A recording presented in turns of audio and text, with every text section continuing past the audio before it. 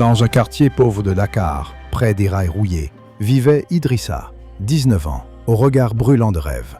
Il vendait des chaussettes dans les embouteillages, sa mère malade couchée dans une pièce sans lumière, et sa petite sœur Aïda qui rêvait de devenir médecin. Autour de lui, beaucoup parlaient de Barça ou Barsakh, l'Espagne ou la mort. La mer devenait le pont entre la misère et le rêve. Quand il apprit que son ami Bayamor avait réussi à arriver à Madrid, il décida, lui aussi, partirait.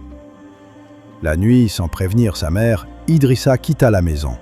Il embrassa Aïda pendant qu'elle dormait, la regarda une dernière fois. Au point de départ, près de Hambourg, il retrouva une vingtaine de jeunes. Aliou le footballeur, Kadim le poète, Fatou la couturière, tous avec le même feu dans les yeux. Pas un mot, juste les regards. Ils montèrent dans une pirogue, guidés par le passeur, un homme sombre, aux dents en or, qui ne promettait rien. La mer était calme, mais l'air était lourd. Ils partirent sous un ciel étoilé. Les moteurs vrombissaient comme un cœur qui bat trop vite. Idrissa pensait à sa mère. Il pria en silence. Fatou chanta doucement une berceuse en wolof. Aliou raconta qu'il voulait jouer au Barça. Kadim griffonnait des mots dans un carnet, même sans lumière. Le troisième jour, les vagues devinrent monstrueuses. Le ciel se couvrit. Une tempête les prit au piège. La pirogue tanguait. Les sacs tombaient à l'eau. Les cris se mêlaient au vent. Un jeune tomba à la mer. Idrissa tenta de le rattraper, mais c'était trop tard. Ils pleurèrent pour la première fois. Fatou priait à voix haute. Kadim, trempé, murmura « La mer ne veut pas de nous ». Mais Aliou serra les poings. « Si on meurt ici, on ne servira à rien. Vivant, on peut encore tout changer ». Au 5e jour, l'eau manquait. Le pain était dur, presque moisi. Des blessures s'infectaient. Un bébé pleurait, inconsolable. Certains priaient, d'autres déliraient. Idrissa vit un mirage. Sa mère lui souriait. Fatou perdit connaissance. Aliou la porta pendant des heures. « Si tu meurs, tu ne coudras jamais les robes que tu veux vendre à Paris. » Au 7e jour, alors que tout semblait fini, un bateau de pêche espagnol apparut à l'horizon. Ils hurlèrent, brandirent des vêtements, allumèrent un feu de fortune. Le bateau s'approcha. Des mains blanches les hissèrent un par un. Les larmes coulèrent librement cette fois. Idrissa pleura comme un enfant. Ils étaient en vie. À Almeria, ils furent placés dans un centre. Froids, affamés, interrogés, certains furent expulsés, mais Idrissa, Aliou et Fatou obtinrent un sursis. Aliou se fit remarquer dans un petit club de foot local. Fatou trouva du travail chez une couturière. Idrissa, lui, lavait les voitures, puis travailla dans un restaurant. Chaque soir, il écrivait des lettres à Aïda qu'il ne pouvait pas encore envoyer. 3 ans plus tard, Idrissa avait appris l'espagnol. Il devint aide-soignant. Il économisait chaque euro. Il envoya de l'argent à sa mère. Aïda put retourner à l'école. Il monta une petite association pour aider les jeunes migrants africains. Aliou signa dans un vrai club. Fatou lança sa marque de vêtements. Ils n'avaient pas juste survécu, ils avaient gagné. Un jour, Idrissa rentra au Sénégal. À l'aéroport, Aïda l'attendait, devenue presque une femme. Sa mère, en fauteuil roulant, lui tenait les mains tremblantes. Le quartier entier l'applaudit, pas parce qu'il était revenu riche, mais parce qu'il avait tenu parole, parce qu'il était vivant. Idrissa visita les écoles, les quartiers pauvres, les plages. Il raconta son histoire. Il pleura en parlant de ceux qui n'avaient pas survécu. On peut rêver d'ailleurs, mais il ne faut jamais oublier pourquoi on part et pour qui on revient. La mer est cruelle, mais la vie l'est plus encore si on abandonne ses rêves. Quand Idrissa revint à Dakar, le soleil lui semblait plus chaud, les visages plus durs. Bien qu'acclamé, il se sentait comme un étranger dans son propre pays. Beaucoup l'enviaient. Certains disaient qu'il avait trahi en partant. D'autres demandaient de l'aide, pensant qu'il était devenu riche. Mais il n'était pas riche, juste vivant, debout, transformé. La nuit, Idrissa faisait des cauchemars. Il revoyait le garçon tomber en mer, les vagues, le froid, la faim. Il se réveillait en sueur, hanté. Sa mère lui disait « Ce n'est pas une malédiction que d'avoir survécu. C'est une mission. » Il comprit que s'il avait été sauvé, ce n'était pas pour se taire. Avec ses maigres économies et le soutien d'un ami espagnol, Idrissa lança un projet qu'on disait fou. Un centre d'écoute et de formation pour jeunes tentés par l'exil clandestin.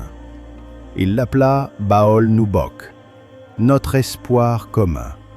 Il y organisait des ateliers, des témoignages, des cours de langue et des formations au métier. Aliou, devenu joueur semi-professionnel en Espagne, revint pour aider. Il finança un petit terrain pour les jeunes du quartier. Fatou, elle, lança un atelier de couture où elle formait des filles en difficulté. Leur réussite devenait une chaîne. Un par un, ils revenaient non pas pour briller, mais pour éclairer. Un jour, un homme arriva au centre avec une photo froissée. C'était celle de son fils disparu en mer. Il la tendit à Idrissa, les yeux pleins de larmes. « Tu l'as peut-être vu, il s'appelait Sérigne. Il est parti 1 an avant toi. » Idrissa reconnut le visage. C'était le garçon tombé la première nuit. Il pleura. Et il fit un mur de mémoire au centre, avec les noms et visages de ceux qui ne sont jamais revenus. Un soir, Idrissa reçut un appel d'un ancien contact. Un travail bien payé à Barcelone dans un hôpital. C'était tentant. Il aurait pu vivre confortablement, envoyer plus d'argent, vivre pour lui. Mais il regarda sa sœur Aïda, devenue étudiante en médecine. Il regarda les enfants qu'il formait, les visages illuminés par l'espoir, et il dit non. À l'université Cheikh Anta Diop, on invita Idrissa à parler lors d'une conférence sur la migration. Ce jour-là, la salle était pleine. Il dit « Je ne suis pas un héros. J'ai eu peur, j'ai pleuré, j'ai vu la mort. Mais si j'ai traversé l'océan, ce n'est pas pour fuir à jamais, c'est pour revenir, réparer. Notre futur n'est pas en Espagne, il est ici, s'il y a assez de lumière pour le faire pousser. » La salle se leva. Il pleurait. Tout le monde pleurait. 3 ans plus tard, le centre Baol Noubok s'étendait dans plusieurs régions. Idrissa recevait des jeunes de toute l'Afrique de l'Ouest. Certains partaient légalement avec des visas d'études, d'autres lançaient de petits commerces. Le bateau n'était plus la seule route. Idrissa créa une radio communautaire. Il écrivait même un livre, Les vagues et le ciel, témoignage de son voyage pour que personne n'oublie. Idrissa fut invité à l'ONU à Genève. Il parla devant le monde entier dans un français tremblant mais digne. Nous ne voulons pas la charité. Nous voulons qu'on nous écoute. La mer est cruelle, oui, mais l'indifférence du monde l'est bien plus. Il brandit une photo, celle de Sérigne, le garçon tombé. Le silence dans la salle fut total. Aujourd'hui, Idrissa vit simplement dans une petite maison à Rufisque. Il cultive un jardin. Sa mère est décédée paisiblement, fière. Aïda est devenue docteur. Parfois, il va au bord de la mer. Il regarde les vagues. Il ne les est plus. Il leur parle doucement. « Merci de ne pas m'avoir pris. J'ai compris. Mon destin, ce n'était pas de fuir, mais de revenir pour construire. » Un jour, alors qu'il rentrait du centre, Idrissa vit un jeune garçon assis seul sur un banc, regardant l'horizon avec des yeux vides. Il s'appelait Moussa, 16 ans, abandonné par son père, sa mère malade, et déjà tenté de partir par la mer. « Tu veux partir ?» lui demanda Idrissa. « Y a rien ici, » répondit Moussa. Idrissa s'assit à côté de lui, sortit un vieux carnet déchiré, celui de Kadim, le poète de la pirogue. Il lui lut un poème. « Ce n'est pas l'Espagne que je cherchais, mais une place où on me voit, une vie où je peux rêver sans mourir. » Moussa ne dit rien, mais il revint le lendemain, puis le jour d'après. Moussa rejoignait un nouveau programme du centre, Sama Bop, Mon Destin. Idrissa y formait des jeunes aux métiers manuels et numériques, couture, énergie solaire, création de contenu, menuiserie. Il disait « Si personne ne t'a donné ta chance, construis-la toi-même ». Moussa apprenait vite. Il avait l'œil vif, les mains habiles. Il créa une lampe solaire qu'il offrit à une vieille dame de son quartier. « Tu vois, dit Idrissa, tu éclaires déjà ton monde. » Mais tout n'était pas facile. Un jour, on annonça qu'un bateau avait encore chaviré, avec 60 morts au large de Nouadhibou. Idrissa s'effondra. Il avait perdu Amadou, un jeune qu'il formait depuis 6 mois, disparu sans prévenir. Il n'en parla pas.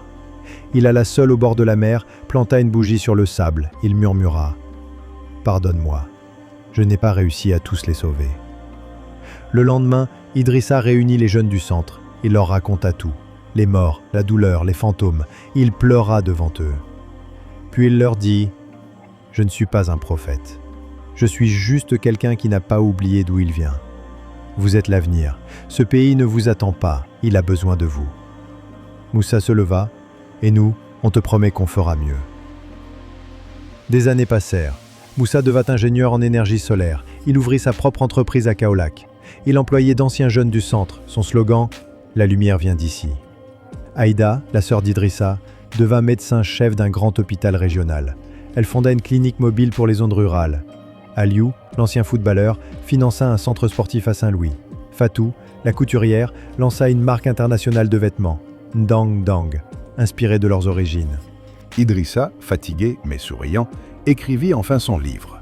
Titre « Le ciel au-delà des vagues ». Journal survivant devenu sommaire d'espoir. Il fut traduit en plusieurs langues. Il reçut des prix.